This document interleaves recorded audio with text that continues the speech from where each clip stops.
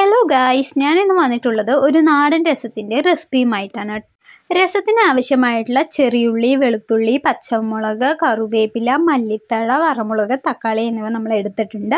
അതുപോലെ തന്നെ ആവശ്യമായിട്ടുള്ള പുളിവെള്ളം നമ്മൾ ചേർത്ത് വെച്ചിട്ടുണ്ട്. ഇനി ഇതിലേക്ക് ആവശ്യമായിട്ടുള്ളത് പൊടികളാണ്. പൊടികൾക്ക് ആവശ്യമായിട്ടുള്ള കുരുമുളക്, ജീരകം, വെന്തയം നമ്മൾക്കൊന്ന് പൊടിച്ചെടുക്കാം. എരിവിന് ആവശ്യമായിട്ടുള്ള കുരുമുളക് ചേർത്താൽ മതിയാവും.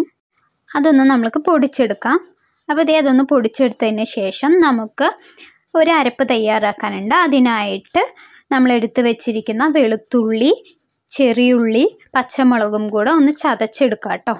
അപ്പോൾ നമ്മൾ ഈ ഒരു പരുവത്തിലാണ് ചതച്ചെടുത്തിട്ടുള്ളത്. ഇനി നമുക്ക് രസം തയ്യാറാക്കിയെടുക്കാം. അതിനായി ഒരു കടായി അടുപ്പത്ത് വെച്ചിട്ടുണ്ട്. നമുക്കിതിലേക്ക് 3-4 ടീസ്പൂൺ എണ്ണ ഒഴിച്ചു കൊടുക്കാം. അതിലേക്ക് ആവശ്യത്തിന് കടുക് ഇട്ട് കൊടുത്തിട്ടുണ്ട്. കടുക് നന്നായി പൊട്ടി വന്നതിന് ശേഷം നമ്മൾക്ക് അതിലേക്ക് കറിവേപ്പില ചേർത്ത് കൊടുക്കാം. ഇതിൽ ഞാൻ ഇൻഗ്രീഡിയൻസിൻ്റെ അളവ് പറയാൻ മറന്നിട്ടുണ്ട്. അത് ഞാൻ ഡിസ്ക്രിപ്ഷൻ ബോക്സിൽ കൊടുക്കുന്നതായിരിക്കും, ചെക്ക് ചെയ്യാം കേട്ടോ. അതിനുശേഷം നമ്മൾക്കതിലേക്ക് അരച്ച് വെച്ചിട്ടുള്ള അരപ്പ് ചേർത്ത് കൊടുക്കാം. ചേർത്ത് കൊടുത്തിട്ടുള്ള അരപ്പിൻ്റെ പച്ചമണമൊക്കെ ഒന്ന് പോകുന്നതിനായി നമുക്ക് കുറച്ച് നേരം ചൂടാക്കിയെടുക്കാം കേട്ടോ. ഒന്ന് വതക്കിയെടുക്കാം. നമ്മൾ ഉള്ളിയൊക്കെ വതക്കിയെടുക്കുന്നത് പോലെ അതൊന്ന് നമുക്ക് നന്നായി വതക്കിയെടുക്കാം. അത് വതങ്ങി വന്നതിന് ശേഷം നമ്മൾക്ക് അതിലേക്ക് പൊടിച്ച് വെച്ചിട്ടുള്ള കുരുമുളക്, ജീരകം, നമ്മൾ പൊടി തയ്യാറാക്കി വെച്ചത് ഇതിലേക്ക് ചേർത്ത് കൊടുക്കാം. അതും ഒന്ന് ചൂടായി വന്നതിന് ശേഷം ആവശ്യത്തിനുള്ള തക്കാളി നമുക്കിതിലേക്ക് ചേർത്ത് കൊടുക്കാം കേട്ടോ. ഞാൻ ഒരു തക്കാളിയാണ് ചേർത്തിട്ടുള്ളത്. അതൊന്ന് വതങ്ങി വരുന്നത് വരെ ഇളക്കി കൊടുക്കാം. അതിലേക്ക് ആവശ്യമായിട്ടുള്ള ഉപ്പും കൂടെ നമ്മൾക്ക് ചേർത്ത് കൊടുക്കാം കേട്ടോ.